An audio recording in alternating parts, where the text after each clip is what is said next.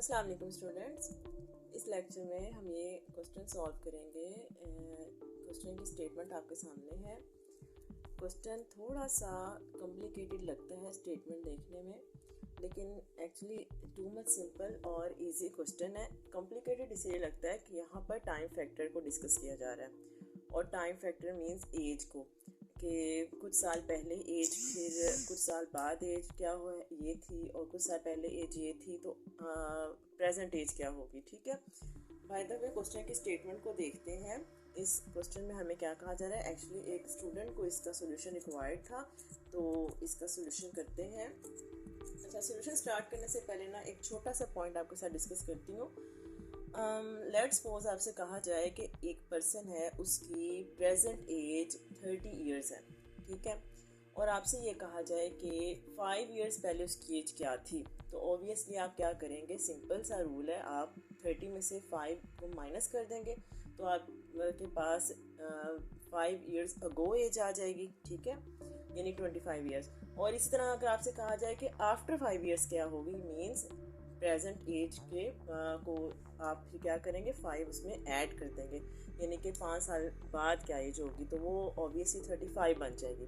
ठीक है, ये इसलिए आपको बताया पॉइंट कि हमारे पास ना यहाँ पे 6 इयर्स अगो और आफ्टर 9 इयर्स, ये हमारे पास 2 डिफरेंट स्टेटमेंट्स हैं। जाहिर है हम पास्ट की एज फाइंड आउट करने के लिए फिगर्स को माइनस करेंगे, और फ्यूचर की फाइंड आउट करने के लिए फिगर्स को ऐड करेंगे। ठीक है, तो सोल्यूशन स्टार्ट करते हैं। सबसे पहले आप क्या करेंगे, जो चीज़ आपको रिक्वायर्ड है आप उसको लेट करेंगे। ठीक है, स्टेटमेंट में आपको कुछ कंडीशंस गिवन है पास्ट एज के साथ और फ्यूचर एज के साथ, और क्वेश्चन में जस्ट आपसे कहा यह गया है कि फादर और सन की प्रेजेंट एजेस बता दें। तो फर्स्ट ऑफ ऑल हम क्या करेंगे, लेट कर देंगे फादर और सन की एज। अच्छा जी, जब आप इसको सपोज करेंगे तो अब ये आपने डिसाइड करना है कि सपोजिशन में ऐसा कोई इशू नहीं होता है, आप एक्स वाई कोई भी वेरिएबल्स ले लें, लेकिन मोस्टली हम क्या करते हैं, जो हम इंडिपेंडेंट वेरिएबल है वो एक्स लेते हैं, और डिपेंडेंट वेरिएबल हम वाई लेते हैं। इंडिपेंडेंट मीन्स कौन सा वेरिएबल है जो इफेक्ट नहीं हो रहा, यानी कौन सा वेरिएबल दूसरे पे डिपेंड कर रहा है। स्टेटमेंट से देखते हैं। 6 years ago the age of father was thrice of his son। अच्छा, इस स्टेटमेंट से हमें क्या समझ आती है कि 6 साल पहले फादर की एज सन से थ्राइस थी, यानी 3 टाइम्स थी। मीन्स सन की एज यहाँ पर क्या है, इंडिपेंडेंट है। फादर की एज सन की एज को 3 टाइम्स करके हमारे पास आ रही है। ठीक है, मीन्स हम यहाँ से ये रिजल्ट ले सकते हैं कि सन की एज हमारे पास क्या है, इंडिपेंडेंट है, और फादर की एज क्या है, डिपेंड कर रही है किस पे, ऑन टू सन।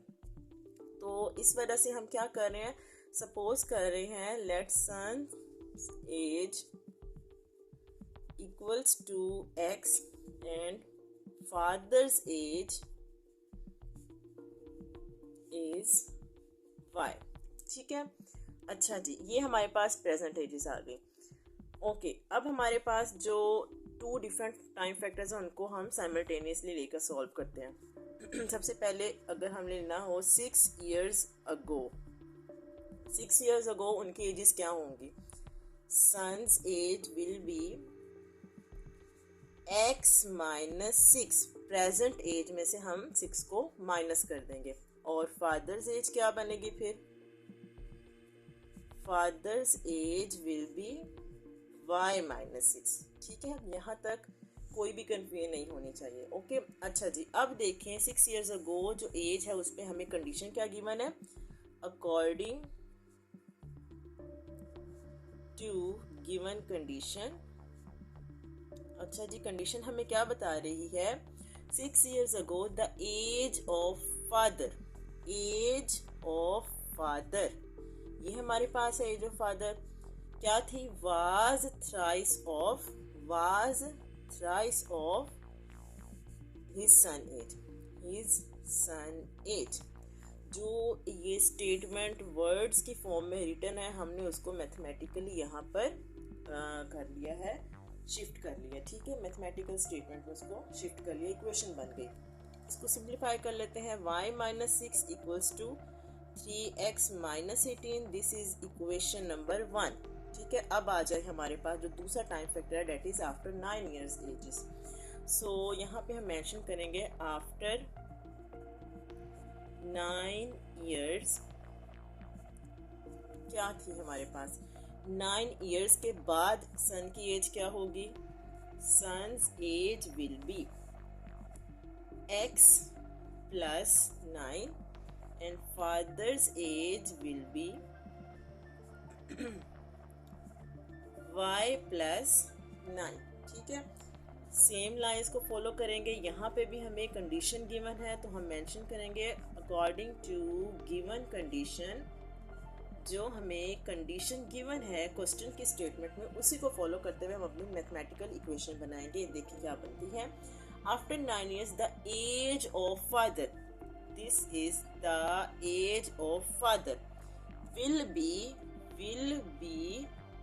twice यानी double that of his son's age।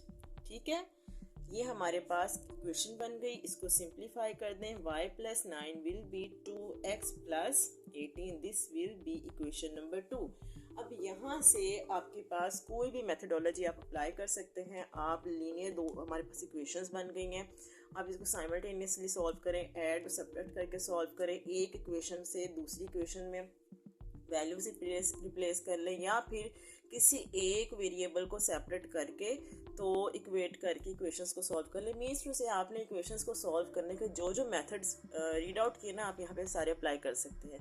मैं यहाँ पे तो इक्वेशन नंबर 1 से हमारे पास जो टर्म्स बनेगी 3x minus 18 plus 6, तो ये बन जाएगा y equals to 3x minus 12, और यहाँ से 2x plus 18 minus 9, so it will be 2x plus 9।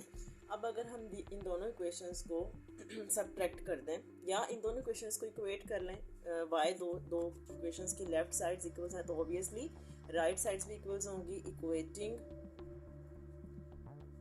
So we have 3x minus 12 equals to 2x plus 9। अच्छा जी, 3x minus 2x 12 plus 9, हमने क्या किया है, जस्ट सेम वेरिएबल्स को, लाइक वेरिएबल्स को, टर्म्स को अरेंज कर लिया। तो यहाँ से हमारे पास x की वैल्यू क्या आ गई है, 21। अब पीछे को जाएं, x हमारे पास क्या था, सन की प्रेजेंट एज थी, तो ये हमारे पास क्या आ गया, 21 ईयर्स। सन की एज हमारे पास आ गई प्रेजेंट एज 21 ईयर्स। इसको किसी भी एक इक्वेशन में पुट कर ले, हम यहाँ पे पुट कर लेते हैं इन इक्वेशन नंबर 3, इस थर्ड इक्वेशन में पुट कर लेते हैं। ठीक है, put in 3, so we have y equals to 2 into 21 plus 9। जब आप इसको सिंप्लीफाई करेंगे तो 21 और 2 को मल्टीप्लाई कर दें, ये बन जाएगा 42 plus 9, so y will be 51 years। That's it।